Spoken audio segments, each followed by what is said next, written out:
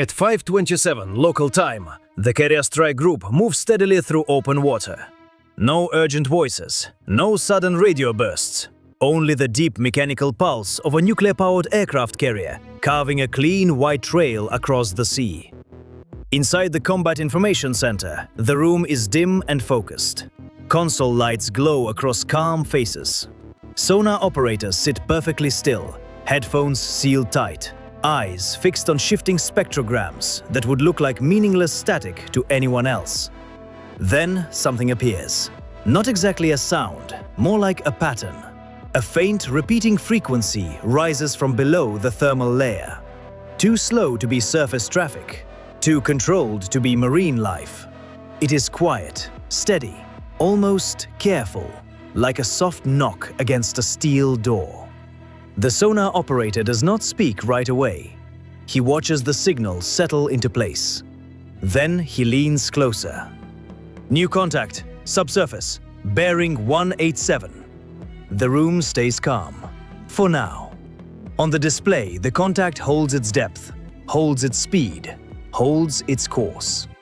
That is the first warning sign. Random noise drifts, currents wander. Marine mammals appear and fade. This contact does none of that. It moves with purpose. The supervisor steps in behind the operator and studies the frequency bands. He does not touch the console. He does not interrupt. He simply listens. Track it passive, he says evenly. No active ping. Across the CIC, data begins to come together. Towed array inputs from the escort ships feed into the system. Nothing loud, nothing dramatic, just enough information to reveal a shadow in a place where no shadow should be. The contact remains below the layer, using temperature and salinity to bend sound away from the surface. A classic technique, old school but effective. Still, something is not right. The blade rhythm is too clean, too evenly spaced. This is not a merchant vessel, not a research platform. And it is definitely not wandering by mistake. The operator marks it again. Contact is matching course, speed steady, depth unchanged. Matching course. That is not coincidence. That is shadowing. On the bridge, the officer of the deck receives the update without visible reaction. The carrier does not change speed. It does not turn away. There is no dramatic move. That is intentional. Carriers do not flinch. But behind the scenes, the entire strike group begins to move differently. One escort widens slightly on the starboard quarter. Another adjusts speed by less than a knot. From the surface, it would look like nothing at all. Below the water, it means everything. The submarine reacts. Its trace sharpens, not louder, but clearer. It makes a small correction, tightening its position relative to the carrier's path. It wants to stay exactly where it is. It wants to be noticed without fully revealing itself. This is no longer simple observation. This is a message. In the CIC, the tactical action officer steps closer to the plot. Classification? The answer comes carefully. Military submarine, nuclear-powered, high confidence, nationality unknown. No guesses, no assumptions, only facts. The contact remains passive, but its behavior says plenty. It is close enough to be detected, close enough to make a point, but not close enough to force the situation into dangerous territory. Not yet. Minutes pass. The contact holds.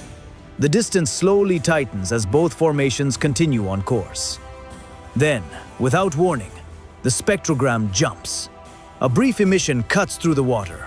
One sharp, active sonar pulse. Short, precise, unmistakable. Every operator freezes. Active sonar carries a very clear meaning. I know where you are. The pulse is not random. It is focused, controlled, deliberate. The tactical action officer does not raise his voice. Log the pulse, timestamp, bearing.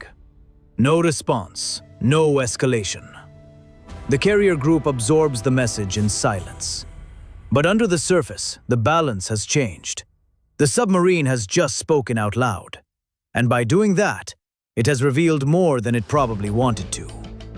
The contact begins a slow acceleration, barely noticeable at first, but enough to disturb the water around its hull. Small imperfections creep into the signature, like fog spreading across cold glass. It is adjusting position, not leaving, not closing fully, testing. Inside the CIC, a quiet certainty begins to take hold. The data is no longer unclear. The geometry has sharpened. The intent is no longer something they are guessing at. Somewhere beneath them, the submarine commander believes he still has the upper hand. What he does not know, what he cannot possibly know, is that above him, the carrier strike group has already begun closing the box. Silently, methodically. No raised voices, no dramatic commands, no visible reaction. Just a calm, deliberate shift in posture that cannot easily be reversed. And deep below the thermal layer, the submarine waits, confident, patient, unaware that this exact moment is the closest it will ever come to holding the advantage. The contact does not fade, it does not drift, it does not turn away. It stays exactly where it wants to be, just beneath the thermal layer, just outside the range where its presence would become openly reckless. That alone says enough. Inside the Combat Information Center, the sonar team tightens the track. Passive only, no extra noise, no emotion, just disciplined listening. The frequency profile becomes cleaner, the propulsion signature points to nuclear power. The harmonics are smooth. There is no uneven disturbance in the acoustic trail. This is not an old diesel submarine feeling its way through shallow water. This is a modern undersea vessel built for this exact kind of game. And it is growing more confident. Contact adjusting bearing, the operator reports. Intercept geometry tightening. That phrase changes the atmosphere in the room. An intercept angle is not simple observation. It is positioning. It means the commander below is no longer satisfied with following. He wants to control the angle, control the distance, control the story being told through movement alone. On the surface, nothing seems to change. The carrier continues on course. Flight operations continue. From the sky, the formation looks almost indifferent. That is intentional. A carrier that reacts too visibly gives away part of its advantage. So it does not. Instead, the escorts begin to answer. One destroyer eases outward, widening the protective ring. Another shifts half a mile forward. The movement is so subtle that a casual observer would never notice it. But beneath the surface, those small changes redraw the entire acoustic map. The submarine notices. The sonar trace shows it almost immediately. Tiny changes in depth, fractional shifts in speed, small corrections that reveal something important. The contact is reacting now, not leading. That is the second mistake.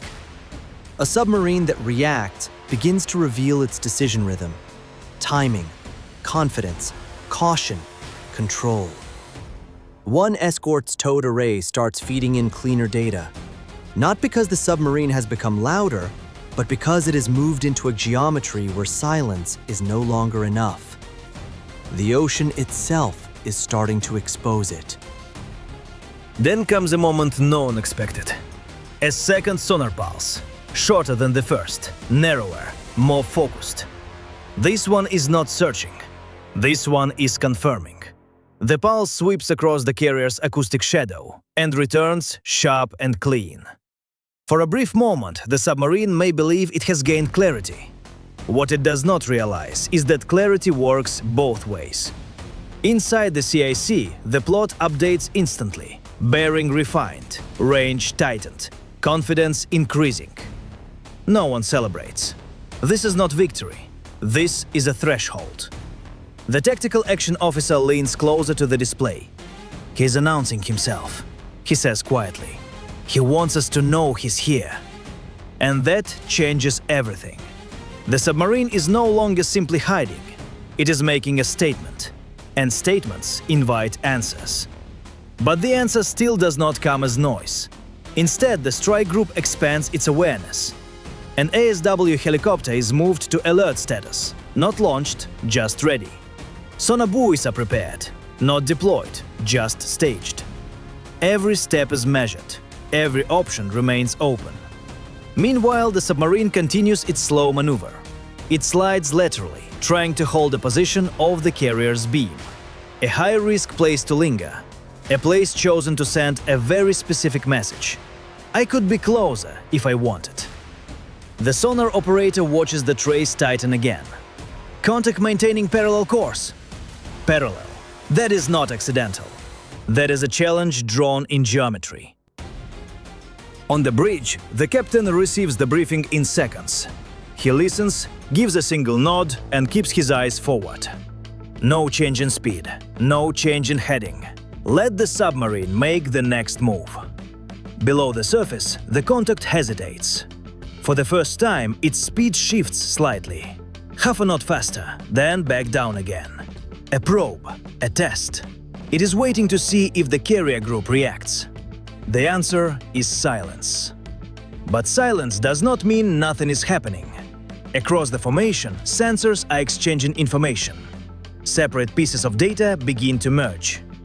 What started as a faint shadow is becoming a defined shape. What began as suspicion is now a tracked pattern with history. The submarine commander still believes he is in control. He believes he has introduced uncertainty. He believes the carrier must now adjust around his presence. But he does not understand that the uncertainty has already moved. It is no longer with the surface group. It is with him. Because the moment a submarine chooses to be noticed, the moment it announces its presence, it gives up the one thing that matters most: invisibility. And once invisibility is gone, only distance, geometry, and time remain. All three are beginning to turn against him. The carrier strike group does not respond the way the submarine expects. There is no sudden turn, no burst of speed, no loud sonar reply. From below, it may look like hesitation. It is not. What the submarine commander cannot see is the quiet shift happening across every layer at once. Surface, subsurface, air. Each movement is small on its own. Together, they begin forming a closing pattern. The first change is geometric. One escort moves forward, not directly toward the contact, but past it. Another eases outward, widening the acoustic perimeter. To anyone watching from above, it would look like normal station keeping. To a submarine relying on passive sensors, it feels like pressure with no clear source. Inside the Combat Information Center, the plot settles into something far more serious than uncertainty. It becomes predictable. Contact speed steady, the sonar operator reports. Depth unchanged. Unchanged depth means confidence. It means the submarine still believes the layer is protecting it. That belief is already outdated. The water column here is not simple. It is layered with shifting gradients and uneven thermal pockets. The layer still bends sound, but not cleanly, not everywhere. The submarine has moved into a place where staying quiet is no longer enough. A towed array begins to pull in cleaner data. Not loudly, not dramatically, just clearly. The contact's propulsion harmonics separate from the background, like dark ink spreading through water. No one announces a breakthrough. The information simply gets better. The tactical action officer studies the display. The track now has weight, direction, memory. It is no longer just a position. It is behavior, and behavior can be predicted. Above deck, an MH-60R helicopter is moved into position. The rotors remain still.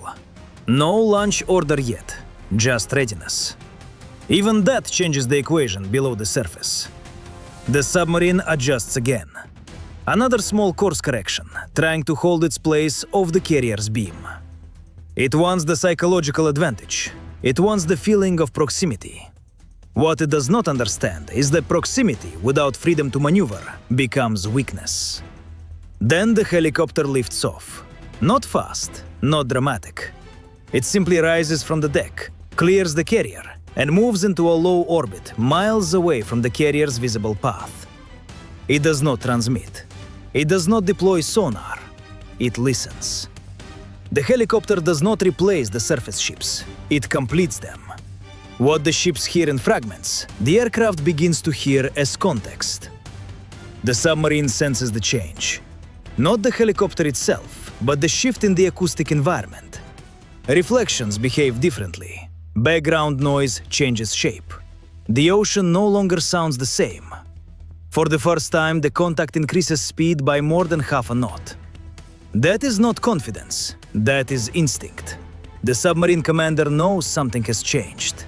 He does not know exactly what it is, but he knows the balance is no longer the same as it was minutes ago. Inside the CIC, the update comes immediately. Contact accelerating. Course deviation, 5 degrees starboard. The submarine is no longer holding its geometry. It is searching. The helicopter drops slightly and releases a single passive sonobuoy. Not directly above the contact, but offset, placed where the ocean itself can do most of the work. No active pulse. No announcement. Just listening. The buoy reports back almost immediately. Clean. Stable. Confirmed. No one in the room reacts. There is no celebration, no visible relief, only a small nod from the acoustic supervisor. The track tightens again. Then the submarine adjusts once more. This time, it goes deeper. It slips beneath the very layer it had trusted, hoping depth will bring back uncertainty. It does not. Down here, the water is colder and denser. Sound carries farther. The move meant to hide the submarine only makes its outline sharper. The helicopter completes a wide arc, staying just outside the range the submarine would consider openly threatening. No intimidation, no pressure show, just presence. The escorts keep their lines. No one rushes in. No one crowds the contact. There is no need anymore. The tactical picture is now complete. The submarine is inside a box it never realized was there. A box shaped not by force, but by physics, timing, and patience. Inside the CIC, the tactical action officer speaks quietly. He's no longer shaping this. No one disagrees. Below the surface, the submarine commander still believes he is testing the carrier group. What he does not know is that the test ended minutes ago. Now the only question is, how long it will take him to understand that the pressure has changed direction. Then the submarine makes its move. At first, it is subtle, a slight increase in speed, measured in fractions of a knot. Just enough to change the flow of water along the hull. Just enough to challenge the geometry it no longer controls. Inside the Combat Information Center, the change is impossible to miss. Contact accelerating, the sonar operator says. Cavitation beginning at the edges. That single word changes the room. Cavitation means turbulence. Turbulence means noise. Noise means exposure. The submarine commander believes speed will buy distance. It is a logical choice, one taught and trusted by generations of undersea crews. But this is no longer open water. This is a managed space. The acceleration sharpens the acoustic signature almost instantly. What had been a smooth, disciplined frequency now breaks into layered harmonics. The blades are still controlled, but the water can no longer cover them. The contact is no longer a suggestion. It is certain. The helicopter receives the update and changes altitude by less than 50 feet. No rush, no sharp turn. Just a small adjustment to improve the listening angle. Then the order comes. One word. Active. A single sonar pulse drops into the water. Not sustained, Not excessive, precise, short duration, narrow beam, perfectly timed. The sound travels outward, touches the submarine's hull, and returns clean. There is no uncertainty left. Bearing locked, range confirmed, depth resolved. For the first time since the encounter began, the submarine is fully visible in the acoustic picture, exposed in 3 dimensions. The room stays calm. No escalation is requested. No dramatic step is taken. Because this moment is not about force. It is about control. The pulse was not meant to chase. It was meant to announce. Below the surface, the submarine commander understands it immediately. The sound is unmistakable, controlled, confident, close. He knows exactly what it means. The advantage is gone. Now the submarine reacts with urgency. Speed increases again, crossing the point where silence is no longer possible. Cavitation spreads along the hull like white noise, cutting through discipline. It turns hard, trying to break out of the box, choosing direction over concealment. That is the mistake. The moment it commits to the turn, the geometry collapses. The forward escort tightens the angle. The helicopter shifts position to keep the contact covered. Passive buoys confirm what the active pulse has already made clear. There is no route out that is not being watched. Inside the CIC, the tactical action officer gives the assessment calmly. He's trying to leave. He's late. There is no pride in the voice, no excitement, just fact. The submarine slows, not because its commander wants to, but because he has no better choice. More speed only makes the problem worse. Every added knot creates more noise. Every turn reveals more intent. Every second gives the surface group a clearer picture. So the submarine commander chooses the only option still available: disengagement. Speed drops, course steadies, depth stabilizes. A controlled withdrawal. The strike group does not rush after it. It does not crowd the contact. It does not force the moment any further. It simply lets the submarine leave. But it never stops watching. For several minutes, the contact is tracked as it moves away. Its signature remains clear, recorded, and unmistakable. Only when it reaches a distance where geometry no longer favors either side does the formation begin to relax. The helicopter returns to the carrier. The destroyers ease back into their original spacing. The ocean settles again into its quiet rhythm. No physical confrontation occurred. No public warning was made. No dramatic announcement followed. And still, the result was absolute. The submarine challenged the carrier strike group and learned in real time how quickly initiative can disappear in contested water. Its biggest mistake was not being detected. Its biggest mistake was believing that being detected was the same as creating pressure. In reality, detection meant something far more decisive.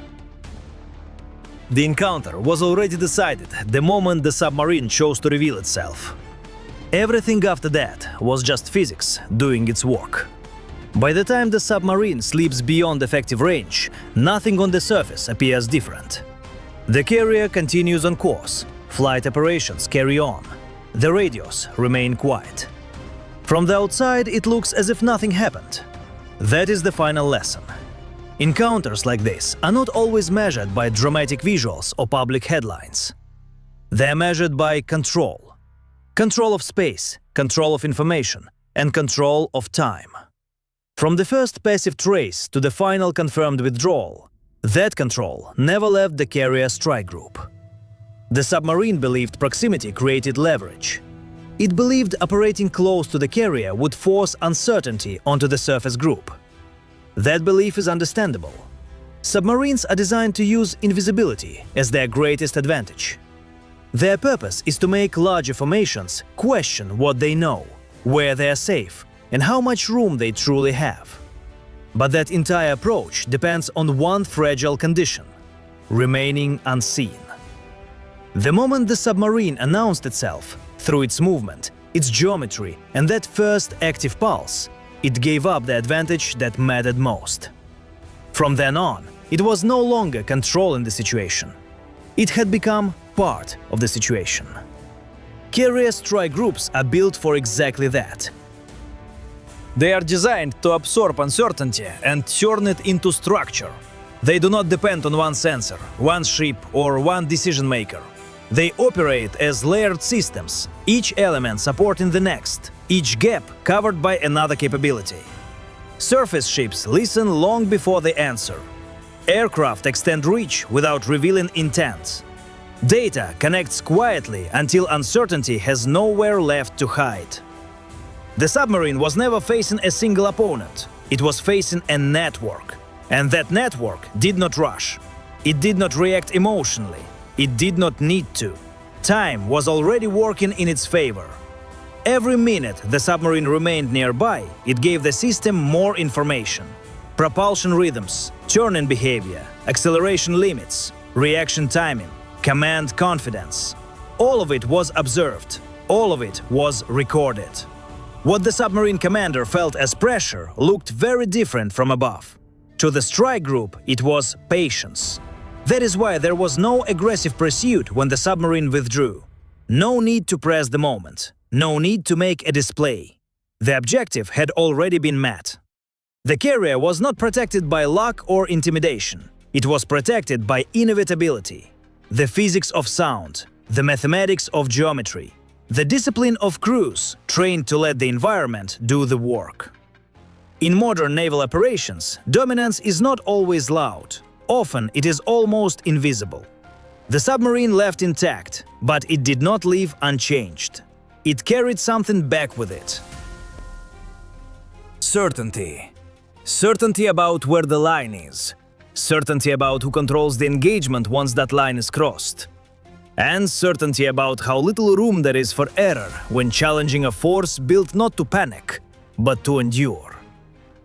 Back inside the Combat Information Center, the logs are finalized.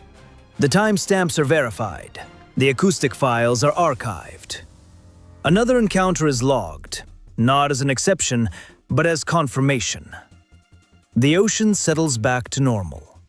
But the lesson remains. A carrier is not protected by escorts alone. It is protected by restraint, by coordination, by crews who understand that modern naval power does not always need a visible display to be decisive. Sometimes, the strongest outcome is the quietest one. No public incident, no visible damage, no dramatic aftermath, no questions left hanging in the air. Only a controlled withdrawal and a clear reminder. Challenging a carrier strike group is not simply about nerve or capability. It is about understanding the rules of a contest where silence speaks first. And more often than not, silence gets the final word.